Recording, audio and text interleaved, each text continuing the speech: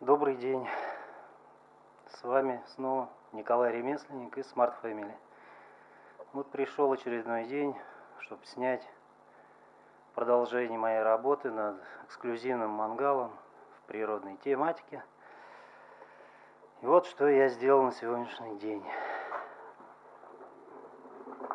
Значит, вот этот сучочек спил, я закрыл и сделал вот такие имитации трещин. Эти трещины с внутренней стороны полностью проварены, так что вода внутрь никак не попадет. И нанес фактуру спила. Значит, начал я уже второй сучок, который отводится от основного. И это будет ветка, такая довольно-таки массивная, которая будет держать мою крышу. На ней будет также расположен столик. Вот эта ветка примерно нарисована. Вот так она выходит. Но это опять же у меня просто набросок, чтобы я примерно знал, как мне поступать, как мне действовать дальше. Вот сам пень заварен. Здесь для крепления мангала варены резьбы под 32-й болт, по-моему. Вот. Нанесена фактура полностью по всему пню.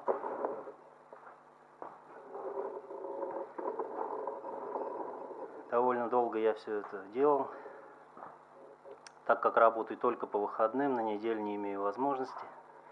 И теперь давайте перейдем к мангалу. Вот сам мангал. Мангал будет состоять из двух частей. Вот это наружный, можно так скажем, ящик фасадный. Сам фасад, вот это такой горбыль из щепок сделанный по всему периметру его мангала. По всему. Вот отверстия, основные его крепления. Чуть позже я расскажу, почему я так сделал, один в одном. И вот основная жаровня, которая будет внутри.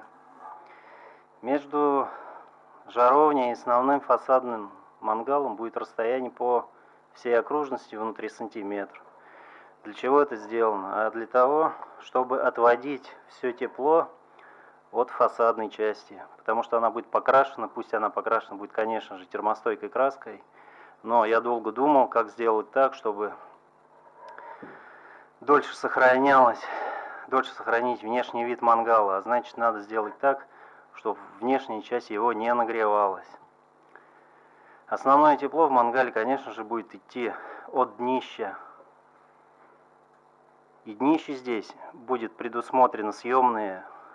Здесь будет вареный на расстоянии 14 или 13 сантиметров от верха, ну это, грубо говоря, от мяса до углей. И будет вкладываться дно из десятки металла, толщина 10 мм.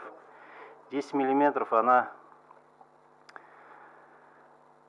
не будет так нагреваться, да и вообще практически она минимально будет нагреваться, так как все тепло все равно же, это же не печка. Все тепло будет уходить вверх. Куда ему легче, туда оно и пойдет. Но от днища, если бы оно было сделано из тонкого металла, основной металл у меня тройка, то прогрев бы был на весь мангал, так как жар от днища, он бы распространился и на все боковые стенки. Значит, стенки усилены, чтобы их не так коробило. И впоследствии этот внутренний ящик спокойно можно всегда заменить, даже если приспичит его заменить на более толстый металл, это без проблем. Любой сварщик это спокойно сделает, ничего сложного. Ну и вот, между горбылем везде есть щели. Это все для вентиляции, чтобы для, так сказать, проветривания внутреннего пространства и минимизировать нагрев наружной части Я думаю, все получится. Долго я ломал голову, как сделать. Ну и вот пришла мысль сделать ящик в ящике, как бы вот, грубо говоря. Вот. Сейчас я закреплю это все на пне и покажу, как это выглядит. Вот еще сделана такая веточка у меня. Позже расскажу, для чего она служит. Вот такая ветка. Она будет приварена с одного края. Там, как я решу, как покрасивший, на ней будет висеть кочерышка и маленький совочек, чтобы выгребать ненужную золу, уже прогоревшую. Вот. Ну, сейчас я все установлю, закреплю и покажу, как это выглядит. Ну, а вот так это все выглядит в сборе.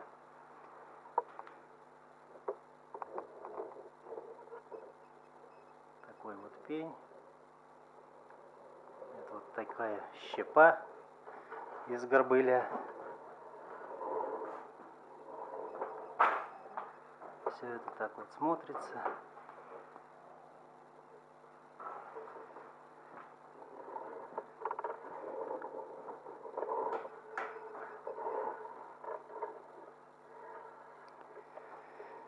Работы предстоит еще много.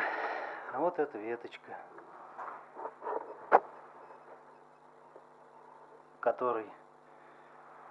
на которой будет надет совочек и кочерышка. Вот. Здесь будет дно вкладываться вот где-то на этой высоте. Ну и в данный момент остается в некоторых местах только проварить все и начать уже делать основную ту ветку, на которой будет держаться крыша. Такое ответвление, на котором будет столик и еще всякая всячина, которую я буду по ходу действия придумывать. В голове еще пришли кое-какие мысли сделать, но об них я пока говорить не буду. А также уже созрел очередной новый проект. Это проект для прихожей, в которой будет присутствовать металл, древесина, это древесный горбыль. И, конечно же, так еще зеркало, это будет как бы зеркало в рост, наверное, зеркало размером 1,80 м, так вот, чтобы во весь рост можно было смотреться. В дереве будет сделаны определенные ниши под туалетную воду, под дезодоранты, ну, всякие такие прибамбасы, которые обычно у всех в прихожей находятся. Ну, конечно же, диодная подсветка. Ну, еще кое-какие секреты я рассказывать пока не буду. Но, как говорится, мне надо закончить сначала этот проект, и потом уже дело дойдет до другого. Вот, все еще продолжаю работу над своим эксклюзивным мангалом. Назову я его, наверное, «Лесной гурман». Все думал, как назвать, а название бы вроде бы и нужно придумать. Ну, пусть будет так.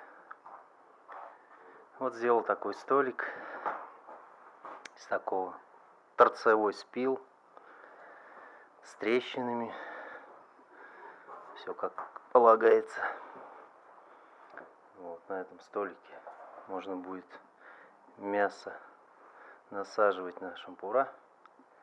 Ну или просто под бутылочку, да, стаканчики. Вот такая ветка основная, которая будет держать зонт. Вот она. Такая вот получилась. Такая вся фактурная.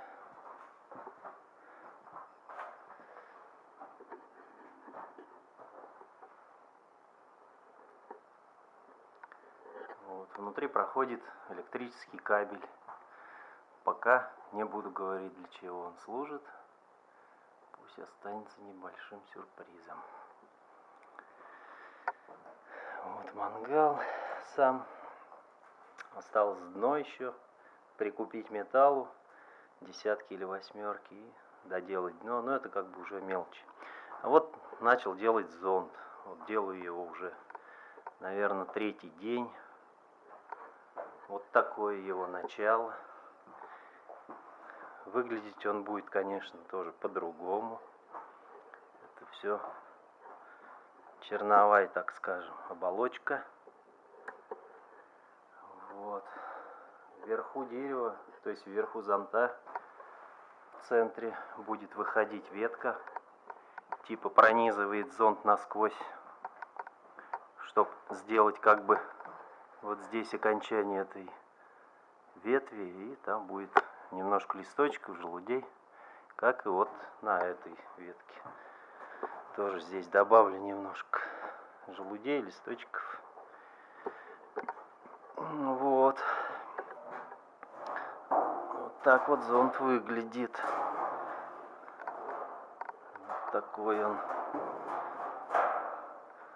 Когда все закрою, наверное, позову товарища помочь примерить, потому что он все-таки становится таким, не скажу, что уж сильно тяжелый, я его один-то спокойно поднимаю, но надеть на ветку, конечно, один я уже не смогу. Вот так, такой мангал будет разборный, крыша будет сниматься, сам мангал тоже будет сниматься, вот.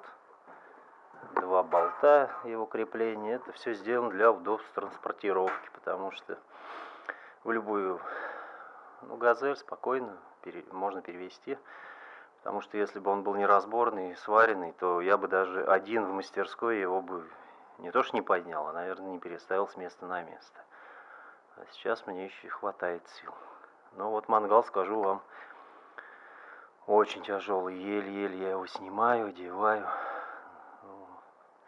Пока, слава богу, сил хватает. Ну вот, на этом, наверное, пока все. Встретимся в следующей серии моего проекта. Всем спасибо за внимание, дай бог здоровья, до свидания.